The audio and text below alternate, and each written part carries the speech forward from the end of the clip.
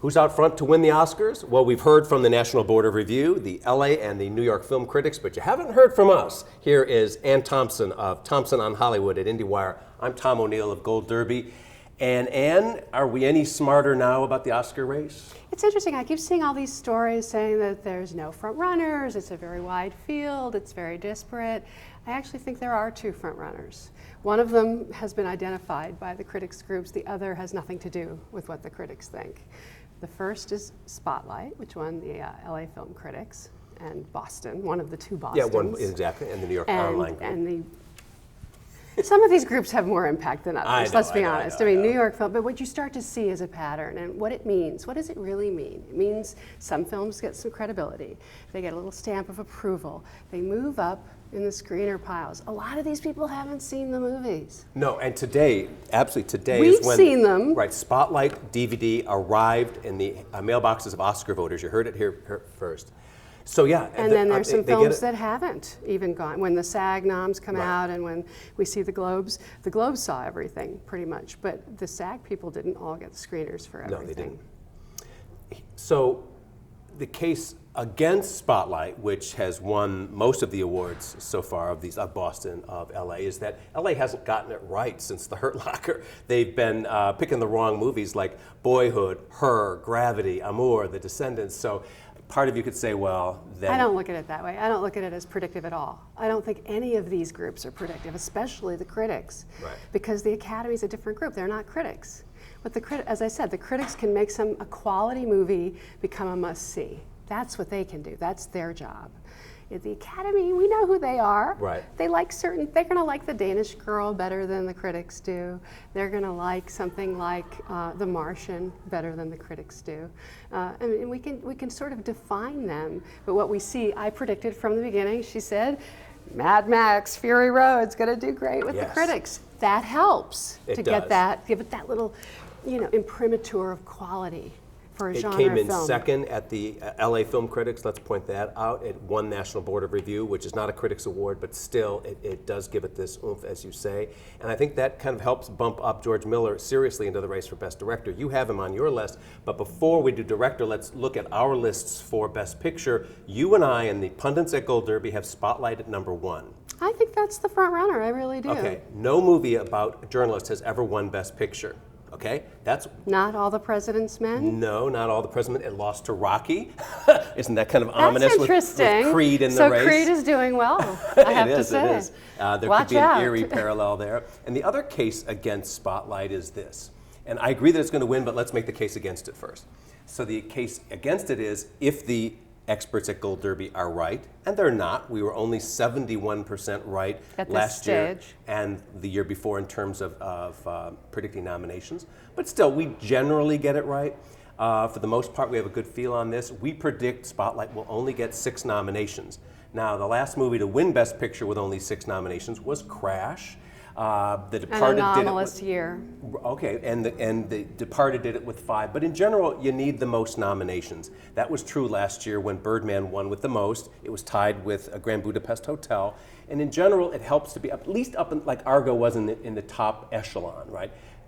Gravity had more nominations than 12 Years a Slave, but still it had the second most. So the problem is Spotlight doesn't have that cross-Academy support in all the branches. It has the actors. Okay. And what we're going to hear when the SAG announcement comes is it is the front runner for the SAG ensemble. Yes, it's going to win. It will win it hands down. 50% predictive of Best Picture at the Oscars. And I think when we get to the guilds, we do see predictable because the groups overlap. Right. They're the people who work in the movie business. If you can have it in the bedroom get a nomination because it has the actors behind it, even if it's a little tiny indie. And I will argue, yes, Spotlight is a little tiny indie, but it has gravitas. Yes. And it emotionally affects people. They are furious about the scandal that these reporters uncovered.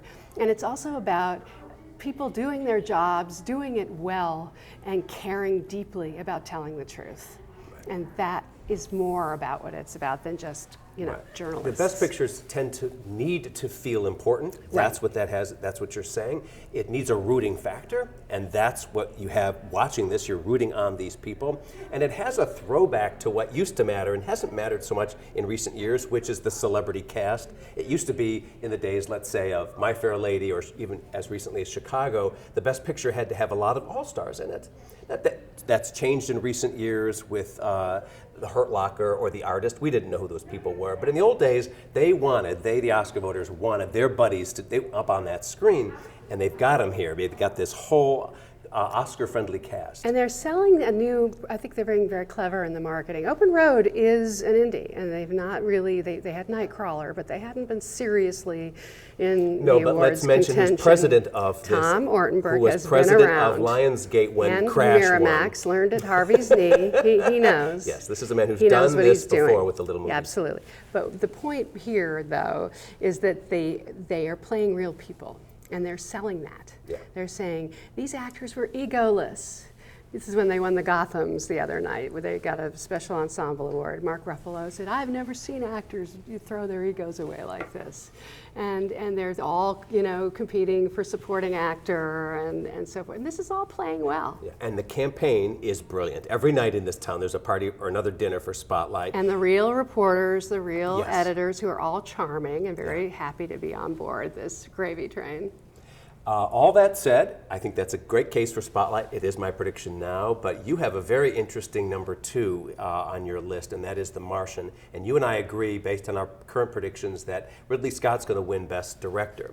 And here's my argument for that. That is, ever since they changed the voting process for picture in 2009, using the preferential ballot, you've had frequently a split between picture and director, because you now have 2 different voting methods that determine these 2 different awards, so it's logical to accept that there are different results. So if Spotlight wins Best Picture or The Revenant wins, whatever it does, then it makes sense that there will be a different winner for Best Director, and generally it's been a Career Achievement Award for spectacle, like Alfonso Cuarón with Gravity, or Ang Lee with Life of Pi, right? So if he gets in, I would argue that to some extent, Inarritu's win last year for Birdman helped Birdman to win Best Picture. So in other words, you can almost see a reverse effect. If you say, all right, Ridley Scott's going to win Director, could that then help your number 2 choice for Best Picture, The Martian? As well as Open Road has been doing with Spotlight, I worry a bit about The Martian. Fox is the studio. They have several issues. They're releasing 3 movies in a very close period of time, and all of them with Oscar campaigns. Now, Ridley's movie has the advantage of having the DVD come out on 12/22, which will give it another boost because it opened earlier in the year. But they've also got Joy, they've also got The Revenant, and are they really giving everybody the loving care and the perfect campaign? Right. I think they messed up a little bit with Golden Globes on The Martian. They put it in as a comedy, and I think they need to be pushing gravitas on The Martian. Not making it more of an entertainment, but making it less of one. Right, but The Artist won on the comedy positioning. side at the Globes, and it went through, and Chicago did. No, that makes perfect sense. It has the imprimatur of a big budget entertainment from a studio, which isn't and a genre film. Yes, here's Sci-fi. where Fox may have screwed up this year, and that is 2 of those 3 movies that are getting these big pushes are released in December, and you have to go back to $1 Million Baby to see a movie that's won Best Picture. Not the trend now. Right, post Thanksgiving. So they're late to the game here. Very late, and that's where the screener issue comes in, because the Revenant screeners did go out to all of the SAG committee, but it's still late in the day. Right, like The Hateful Eight did not, for example. That one they did It's not have way a chance too late, to do. And this is where they're screening it like crazy, sending out all these clips and it's limited to Q&As. Screens with 70 millimeter capability, and that's, this SAG-NOMCOM, as we know, is coast to coast. They're not all in New York or LA. It would have been the perfect movie for an ensemble. Yes. I mean, they have never seen such. I mean, they're delightful, this group, in every way, and it's a very actor-friendly movie. That said, I think it is coming from behind at this point. What else can win Best Picture? Let's go back to our That's a good movies with the question. most nominations. Gold Derby predicts 9 for Carol and the Martian. Interesting. 8 for Mad Max. Suddenly that's getting a lot of love. We predict 7 for The Revenant and then 6 for Spotlight. So if history is our judge, the winner is from that group of films. I don't see anything other than Spotlight being the right combination But we of were wrong. serious. You and I had Boyhood at #1 this time last we year, let and our we were hearts wrong. lead the way. We were wrong. We let were our right hearts. 2 years ago, where Gold Derby, if you go back 2 years to this day, we got 5 of the top 6 races right, including 12 Years a Slave. The only race we got wrong was actor. We went with Chiwetel Ejiofor instead of McConaughey. So, I mean, we're often having a good sense of this, but last year we only got 50-50 of the top races. We are going to see more from SAG, again, the SAG Ensemble. By the way, I'm very curious to know what you think about the category shifting that's going on. Right. So you know that the Golden Globes took Vikander and Rooney Mara and put them in lead instead of supporting. And all these different, usually it's the agents who decide, what their client's going to do. So if Hilda Queeley wants Cate Blanchett to be Best Actress, damn it, she's Best Actress. And she's the title of the movie, Carol. Of course she has to be. But what happens when all these categories start to get blurred? Michael Keaton won one award for Best Actor. I know. While talking with HFPA members in the last few weeks, I was very surprised not to hear much Rooney Mara love. And I was a lot of Cate Blanchett love. So if this category confusion helps to actually focus the race, then to Cate Blanchett's advantage, suddenly I see something interesting happening here. And that is, let's say Rooney splits her votes and only Carol gets an Oscar nomination, and that's where you've got to put your love for that film if you're a voter.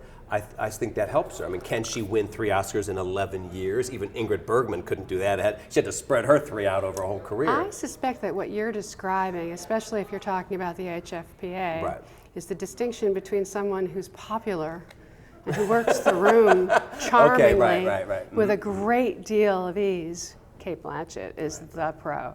And I did the Academy Q&A with them. Oh, and you could see it so clearly. Kate was like, la-di-da. And Rooney was like, little, very quiet. She's when you talk to her one-on-one, she's lovely. And I think she's a great actress. And she won in Cannes, Best Actress, shared it. Of course, that's right. But I wonder, I think especially with the Golden Globes, that's a factor. I'm not so sure that's It'll as help. much. Catherine Zeta-Jones, I think, won in lead, or was put in lead at the Globes, and then won in supporting at the Oscars. You can, and of course, Kate Winslet for is the Reader. Perfect example. Yeah. You can surmount that, but there are other cases of from Chicago. Richard Gere is a good example of where the category confusion just knocked him out of the Oscar race, and he was not forgiving about it. There's no question that Rooney Mara and Alicia Vikander are stronger for supporting in terms of getting the win than they are in Best Actors, or even getting in.